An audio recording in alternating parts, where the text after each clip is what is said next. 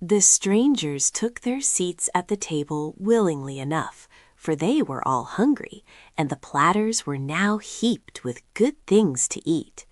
In front of each place was a plate bearing one of the delicious dama fruit, and the perfume that rose from these was so enticing and sweet that they were sorely tempted to eat of them and become invisible. But Dorothy satisfied her hunger with other things, and her companions did likewise, resisting the temptation. "Why do you not eat the damas?" asked the woman's voice. "We don't want to get invisible," answered the girl.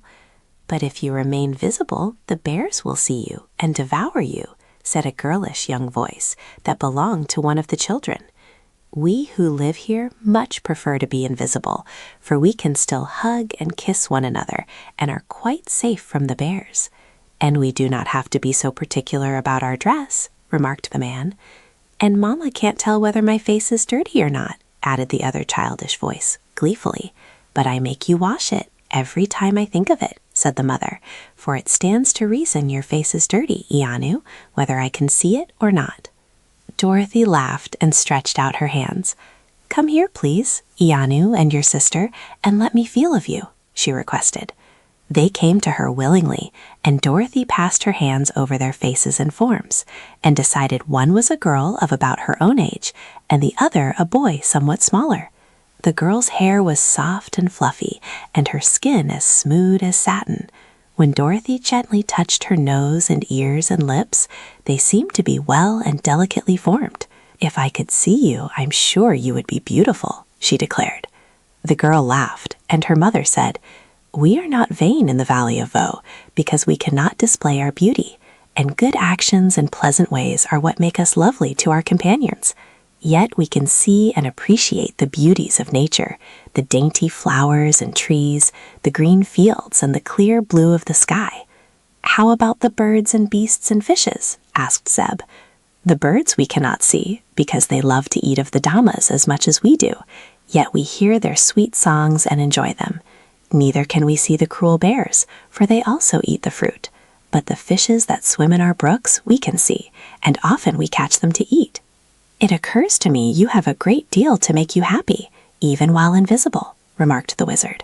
"Nevertheless, we prefer to remain visible while we are in your valley." Just then Eureka came in, for she had been until now wandering outside with Jim, and when the kitten saw the table set with food, she cried out, "Now you must feed me, Dorothy, for I'm half starved." The children were inclined to be frightened by the sight of the small animal, which reminded them of the bears, but Dorothy reassured them by explaining that Eureka was a pet and could do no harm even if she wished to. Then, as the others had by this time moved away from the table, the kitten sprang upon the chair and put her paws upon the cloth to see what there was to eat. To her surprise, an unseen hand clutched her and held her suspended in the air. Eureka was frantic with terror and tried to scratch and bite, so the next moment she was dropped to the floor. "Did you see that, Dorothy?" she gasped. "Yes, dear," her mistress replied. "There are people living in this house, although we cannot see them. And you must have better manners, Eureka, or something worse will happen to you." She placed a plate of food upon the floor, and the kitten ate greedily. "Give me that nice-smelling fruit I saw on the table," she begged when she had cleaned the plate. "Those are damas," said Dorothy, "and you must never even taste them, Eureka, or you'll get invisible, and then we can't see you at all." The kitten gazed wistfully at the forbidden fruit. "Does it hurt to be invisible?" she asked. "I don't know," Dorothy answered, "but it would hurt me dreadfully to lose you." "Very well, I won't touch it," decided the kitten, "but you must keep it away from me, for the smell is very tempting." "Can you tell us, sir or ma'am," said the wizard, addressing the air, because he did not quite know where the unseen people stood, "if there's any way we can get out of your beautiful valley and on top of the earth again?" "Oh, one can leave the valley easily enough," answered the man's voice, "but to do so you must enter a far less pleasant country. As for reaching the top of the earth, I have never heard that it is possible to do that, and if you succeeded in getting there, you would probably fall off." "Oh, no," said Dorothy. "We've been there, and we know." "The Valley of Voe is certainly a charming place," resumed the wizard, "but we cannot be contented in any other land than our own for long. Even if we should come to unpleasant places on our way, it is necessary, in order to reach the earth's surface, to keep moving on toward it." "In that case," said the man, It will be best for you to cross our valley and mount the spiral staircase inside the Pyramid Mountain. The top of that mountain is lost in the clouds, and when you reach it, you will be in the awful land of Nott, where the gargoyles live." "What are gargoyles?" asked Zeb. "I do not know, young sir. Our greatest champion, Overman Anu, once climbed the spiral staircase and fought 9 days with the gargoyles before he could escape them and come back, but he could never be induced to describe the dreadful creatures, and soon afterward a bear caught him and ate him up." The wanderers were rather discouraged by this gloomy report, but Dorothy said with a sigh, "If the only way to get home is to meet the Gurgles, then we've got to meet 'em. They can't be worse than the Wicked Witch or the Gnome King." "But you must remember you had the Scarecrow and the Tin Woodman to help you conquer those enemies," suggested the wizard. "Just now, my dear, there is not a single warrior in your company." "Oh, I guess Zeb could fight if he had to. Couldn't you, Zeb?" asked the little girl. "Perhaps, if I had to," answered Zeb doubtfully. "And you have the jointed sword that you chopped the vegetable sorcerer in two with," the girl said to the little man. "True," he replied, "and in my satchel are other useful things to fight with."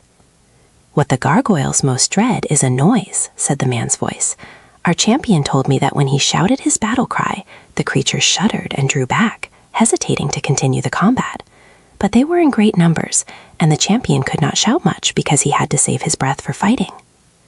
"Very good," said the wizard. "We can all yell better than we can fight, so we ought to defeat the gargoyles." "But tell me," said Dorothy, "how did such a brave champion happen to let the bears eat him? And if he was invisible and the bears invisible, who knows that they really ate him up?" "The champion had killed 11 bears in his time," returned the unseen man, "and we know this is true because when any creature is dead, the invisible charm of the Dama fruit ceases to be active, and the slain one can be plainly seen by all eyes. When the champion killed a bear, everyone could see it, and when the bears killed the champion, we all saw several pieces of him scattered about, which of course disappeared again when the bears devoured them."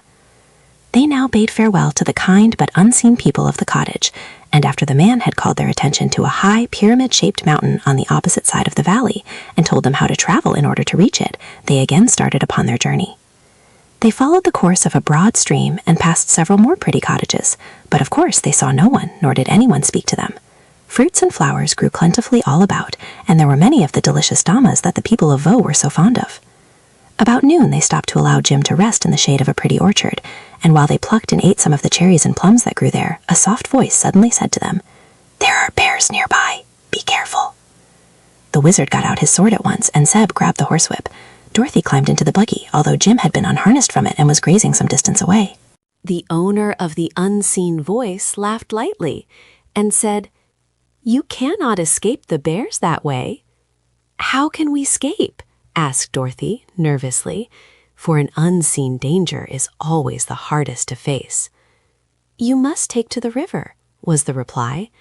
"The bears will not venture upon the water." "But we would be drowned," exclaimed the girl. "Oh, there is no need of that," said the voice, which from its gentle tones seemed to belong to a young girl. "You are strangers in the Valley of Vaux, and do not seem to know our ways, so I will try to save you." The next moment, a broad-leaved plant was jerked from the ground where it grew, and held suspended in the air before the wizard. "Sir," said the voice, "you must rub these leaves upon the soles of all your feet, and then you will be able to walk upon the water without sinking below the surface. It is a secret the bears do not know, and we people of Vaux usually walk upon the water when we travel, and so escape our enemies." "Thank you," cried the wizard joyfully, and at once rubbed a leaf upon the soles of Dorothy's shoes and then upon his own. The girl took a leaf and rubbed it upon the kitten's paws, and the rest of the plant was handed to Zeb, who, after applying it to his own feet, carefully rubbed it upon all 4 of Jim's hooves, and then upon the tires of the buggy wheels. He had nearly finished this last task when a low growling was suddenly heard, and the horse began to jump around and kick viciously with his heels. "Quick, to the water, or you are lost!" cried their unseen friend, and without hesitation the wizard drew the buggy down the bank and out upon the broad river, for Dorothy was still seated in it with Eureka in her arms. They did not sink at all, owing to the virtues of the strange plant they had used, and when the buggy was in the middle of the stream, the wizard returned to the bank to assist Zeb and Jim. the horse was plunging madly about, and 2 or 3 deep gashes appeared upon its flanks, from which the blood flowed freely. "Run for the river," shouted the wizard, and Jim quickly freed himself from his unseen tormentors by a few vicious kicks, and then obeyed. As soon as he trotted out upon the surface of the river, he found himself safe from pursuit, and Zeb was already running across the water toward Dorothy. As the little wizard turned to follow them, he felt a hot breath against his cheek and heard a low, fierce growl. At once he began stabbing at the air with his sword, and he knew that he had struck some substance, because when he drew back the blade, it was dripping with blood. The third time that he thrust out the weapon, there was a loud roar and a fall, and suddenly at his feet appeared the form of a great red bear, which was nearly as big as the horse and much stronger and fiercer. The beast was quite dead from the sword thrusts, and after a glance at its terrible claws and sharp teeth, the little man turned in a panic and rushed out upon the water, for other menacing growls told him more bears were near. On the river, however, the adventurer seemed to be perfectly safe. Dorothy and the buggy had floated slowly downstream with the current of the water, and the others made haste to join her. The wizard opened his satchel and got out some sticking plaster, with which he mended the cuts Jim had received from the claws of the bears. "I think we'd better stick to the river after this," said Dorothy. "If our unknown friend hadn't warned us and told us what to do, we would all be dead by this time." "That is true," agreed the wizard, "and as the river seems to be flowing in the direction of the Pyramid Mountain, it will be the easiest way for us to travel." Zeb hitched him to the buggy again, and the horse trotted along and drew them rapidly over the smooth water. The kitten was at first dreadfully afraid of getting wet, but Dorothy let her down, and soon Eureka was frisking along beside the buggy without being scared a bit. Once a little fish swam too near the surface, and the kitten grabbed it in her mouth and ate it up as quick as a wink. But Dorothy cautioned her to be careful what she ate in this valley of enchantments, and no more fishes were careless enough to swim within reach. After a journey of several hours, they came to a point where the river curved, and they found they must cross a mile or so of the valley before they came to the Pyramid Mountain. There were few houses in this part, and few orchards or flowers, so our friends feared they might encounter more of the savage bears, which they had learned to dread with all their hearts. "You'll have to make a dash, Jim," said the wizard, "and run as fast as you can go." "All right," answered the horse. "I'll do my best, but you must remember I'm old, and my dashing days are past and gone." All 3 got into the buggy, and Zeb picked up the reins, though Jim needed no guidance of any sort. The horse was still smarting from the sharp claws of the invisible bears, and as soon as he was on land and headed toward the mountain, the thought that more of those fearsome creatures might be near acted as a spur and sent him galloping along in a way that Dorothy catched her breath.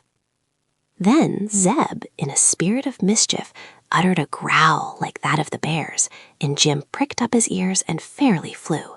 His bony legs moved so fast they could scarcely be seen, and the wizard clung fast to the seat and yelled "Whoa!" at the top of his voice. "I'm afraid he's running away," gasped Dorothy. "I know he is," said Zeb, "but no bear can catch him if he keeps up that gait, and the harness or the buggy don't break." Jim did not make a mile a minute, but almost before they were aware of it, he drew up at the foot of the mountain so suddenly that the wizard and Zeb both sailed over the dashboard and landed in the soft grass, where they rolled over several times before they stopped. Dorothy nearly went with them, but she was holding fast to the iron rail of the seat, and that saved her. She squeezed the kitten, though, until it screeched, and then the old cab horse made several curious sounds that led the little girl to suspect he was laughing at them all.